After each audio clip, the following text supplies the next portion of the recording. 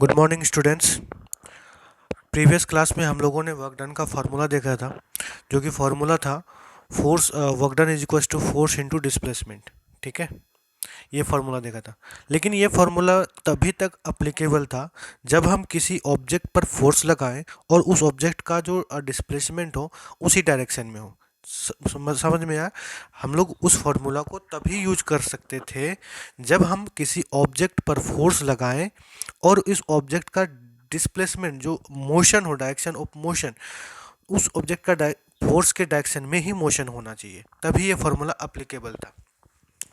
तो अलग अलग केस हो सकते हैं कि अगर मतलब कुछ एंगल पे हो या फिर फोर्स हम इधर लगाएं और डिस्प्लेसमेंट उल्टा रिवर्स डायरेक्शन में हो जाए, तो उनके लिए हम लोग डिफरेंस केस देखेंगे और उनको समझने की कोशिश करेंगे। ठीक है, चलो। तो फर्स्ट केस आता है हमारा कि when the force is at an angle of theta with that the direction of motion of object। मतलब ये कि अगर हम किसी ऑब्जेक्ट पे फोर्स लगा रहे हैं किसी पार्टिकुलर एंगल पे और डिस्प्लेसमेंट हो रहा है, मतलब डिस्प्लेसमेंट और फोर्स का जो फोर्स लग रहा है और जो डिस्प्लेसमेंट लग रहा है कुछ एक पार्टिकुलर एंगल पे लग रहा है, तो इस केस में हम क्या कर सकते हैं। लेकिन उससे पहले, इस केस को पढ़ने से पहले कुछ हम लोग बेसिक जान लेते हैं, तभी हम लोग को इस केस को अच्छे से समझ पाएंगे और जो भी डिफरेंस केस है उसको अच्छे से समझ पाएंगे। ठीक है, तो हम लोग बेसिक्स देख लेते हैं थोड़ा सा। देखो, ट्रिग्नोमेट्री में जो स्टैंडर्ड एंगल होते हैं ये होते हैं 0 डिग्री, 30 डिग्री, 45 डिग्री, 60 डिग्री और 90 डिग्री, 90 डिग्री।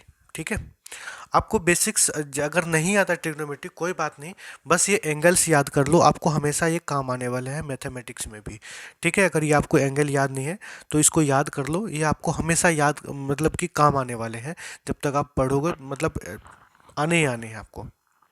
ठीक है, तो इसको मैं याद करने के लिए शॉर्टकट एक तरीका बता देता हूँ।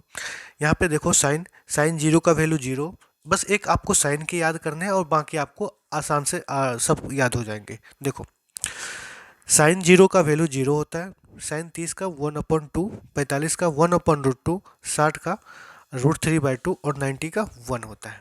ठीक है, साइन का हमें याद हो गया, 1, 1/2, 1/√2, √3/2 एंड 1 हो गया। अब क्या करो, इसी चीज को ना रिवर्स कर दो। ये देखो, ये ऐसे आया था ना, अब की बार जो है इसी को उल्टा कर दो। ये 1 यहाँ था तो यहाँ कर दो, √3/2 यहाँ तो कर दो, इसको ये यहाँ पे कर दो, इसको यहाँ पे कर दो और इसको यहाँ पे कर दो। ठीक है, उसको हमने रिवर्स कर दिया, उल्टा कर दिया, तो हमारा कॉस का वैल्यू आ गया, कॉस जीरो का वैल्यू 1, कॉस 30 का वैल्यू √3/2, 45 का वैल्यू 1/√2, 60 का वैल्यू 1/2, 90 का जीरो। टेन का कैसे होता है, देखो एक फॉर्मूला होता है, tan theta equals to sine theta upon cos theta, sine theta upon cos theta होता है। ठीक है, तो उसी तरह कर दो, डिवाइड कर दो दोनों को, टेन थीटा इक्वल्स टू, तो 0/1 जीरो हो गया। टेन टेन 30 का वैल्यू, इसको डिवाइड कर दो, कितना हो गया, 1/√3 हो गया। उसी तरह 45 का कर दो, ये दोनों आपस में कैंसिल आउट, 1 हो गया। और इसको कर दो डिवाइड, √3 हो गया। और ये डिवाइड नहीं होगा तो ये अनडिफाइंड हो गया, इनफाइनाइट हो गया। ठीक है, इस तरह से आप इसको याद कर सकते हो। कॉस 180 डिग्री का वैल्यू होता है -1 होता है, बस एक और याद कर लो, बस काम खत्म हमारा। ठीक है, इतना समझ में आया? बस इसको याद करना है और कोई भी दिमाग मत लगाओ। ठीक है, ये आपको हमेशा काम होगा, ये एंगल से याद कर लो। मैथमेटिक्स वाले सर भी आपको याद ही करवाएंगे। ठीक है, तो अभी क्यों ना कर लो। ठीक है, चलो ठीक है, इसको याद कर लिया हमने। अब चलते हैं हम लोग फिर से वहाँ पे।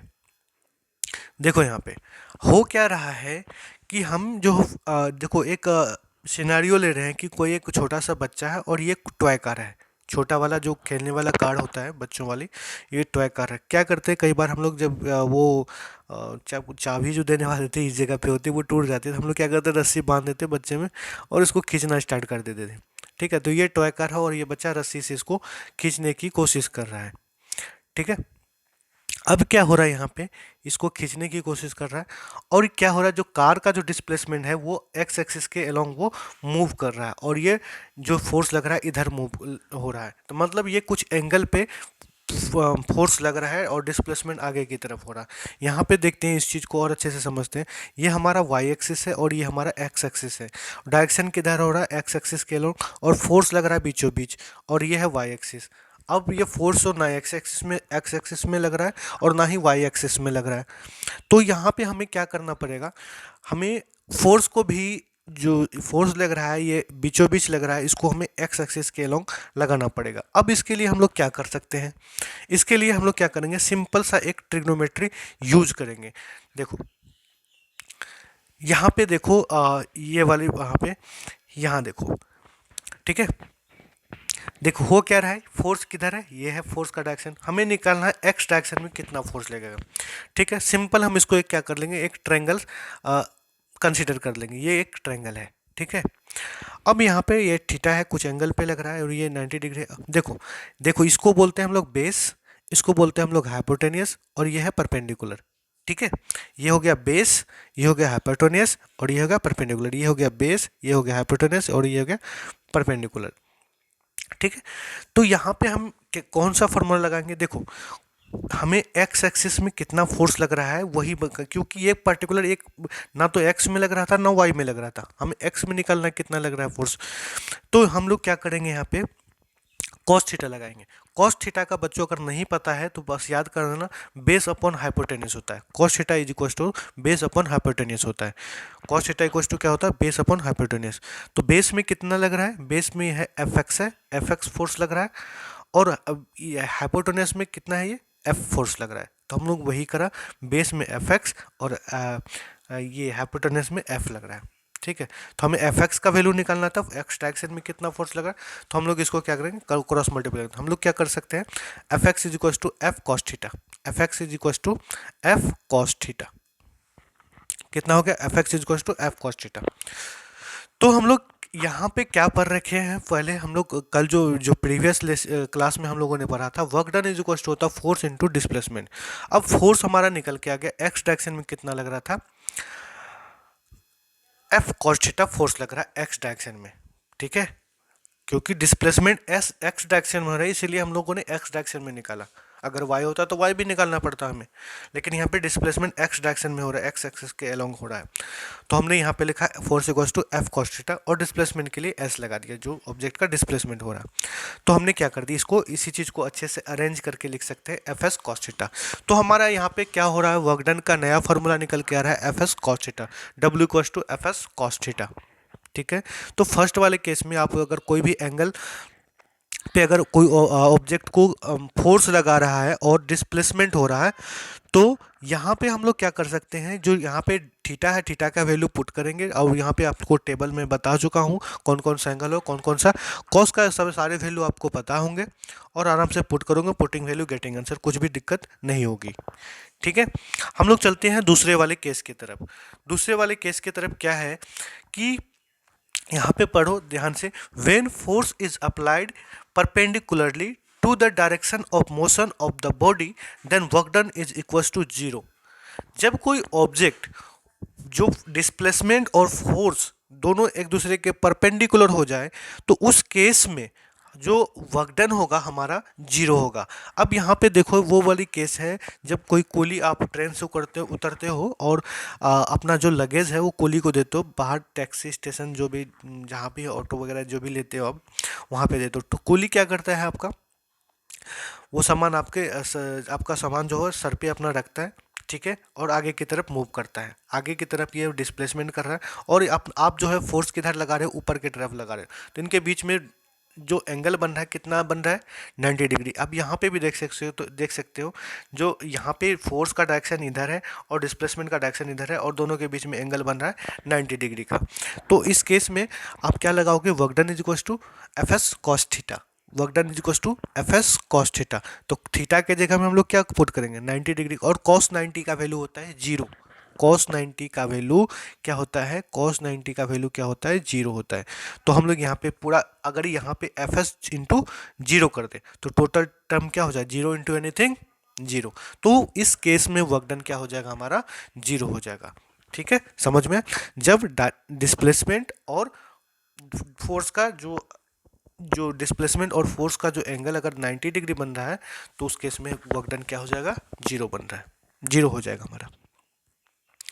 ठीक है, चलो नेक्स्ट समझते हैं, नेक्स्ट वाले केस में। अब यहाँ पे इस वाले केस में क्या हो रहा है कि ये कोई लड़का है और ये कुएं से पानी निकाल रहा है। यहाँ पानी है भरा हुआ और ये बाल्टी से कुएं से पानी लगा रहा है। तो हम लोग थर्ड केस को एक बार देख लेते हैं। When the force is in same direction to the direction of motion of the body. मतलब अगर हम फोर्स भी लगा रहे हैं आगे की तरफ और डिस्प्लेसमेंट भी हो आगे की तरफ, मतलब सेम डायरेक्शन में, तो क्या हो जाएगा, वर्क डन हमारा पॉजिटिव हो जाएगा और वर्क डन निकल के आ जाएगा। चलो देखते हैं हम लोग क्या हो रहा है। यहाँ पे बाल्टी से ये इधर की तरफ खींच रहा है, ऊपर की तरफ फोर्स किधर लग रहा है, ऊपर की तरफ। डिस्प्लेसमेंट बाल्टी भी किधर जा रहा है, ऊपर की तरफ। तो यहाँ पे देख सकते हैं हमने एक्सिस बना रखा है फोर्स और डिस्प्लेसमेंट। तो एंगल कितना बन रहा है इसका, 0 डिग्री का एंगल बन रहा है इनके बीच में, क्योंकि दोनों एक दूसरे के बिल्कुल समांतर है और एक ही एक्सिस पे है। तो इस केस में एंगल बन रहा है हमारा 0 डिग्री। हम लोग work done is equal to बोलते हैं, वो फॉर्मूला हमारा जो नया बन गया है F S cos theta. Work done equal to F S cos theta. तो कॉस थीटा के जगह में हम लोग 0 पुट करेंगे, कॉस 0 का वैल्यू होता है 1। तो इस केस में हमारा वर्क डन क्या हो जाएगा, पॉजिटिव हो जाएगा। तो यहाँ पे आप नोट में लिख सकते हो कि जब जब क्या हो अ, जब हम किसी ऑब्जेक्ट पे, सपोज करो ये कोई ऑब्जेक्ट है, ठीक है, और यहाँ पे एक लड़का है और इसको फोर्स लगा रहा है, ठीक है, यहाँ से फोर्स लगा। तो फोर्स किधर, आगे की तरफ। डिस्प्लेसमेंट किधर, फोर्स किधर, आगे की तरफ, और डिस्प्लेसमेंट किधर, आगे की तरफ। तो दोनों के बीच में एंगल कितना, 0। तो एंगल 0, तो वर्क डन क्या हो जाएगा, पॉजिटिव। ठीक है, ये भी कर सकते हैं। एक बार हम लोग चलते हैं पीछे वाली केस की तरफ। कई बार ऑब्जेक्टिव में हमारा ये भी पूछा जाता है। देखो ध्यान से, ये क्या है, अपना सन है, ठीक है, ये सन है। अब क्या कर रहा है, अर्थ जो है इसके अराउंड रिवॉल्व कर रहा है। अर्थ जो है इसके अराउंड क्या कर रहा है, रिवॉल्व कर रहा है। देखो इनके बीच में जो ग्रेविटेशनल फोर्स होगा किधर होगा, इसका अर्थ को सन जो है अपने तरफ खींच रहा है, फोर्स किधर लग रहा है, इधर। अब इस चीज को, इसका अभी यहाँ पे देखो डिस्प्लेसमेंट किधर हो रहा है, इस डायरेक्शन में डिस्प्लेसमेंट हो रहा है। दोनों के बीच में एंगल कितना, 90 डिग्री।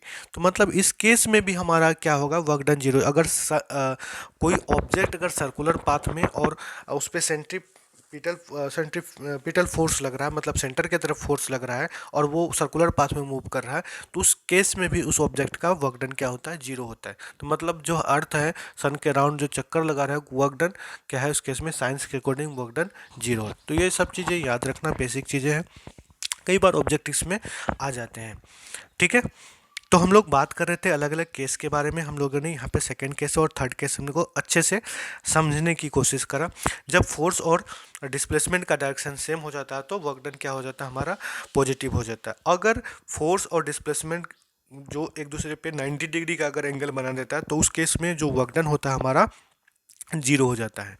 ठीक है, और एक हमारा नेक्स्ट एक केस है, लास्ट केस है, इसको अच्छे से समझने की कोशिश करते हैं। देखो सेम वही कुआं वाला केस है।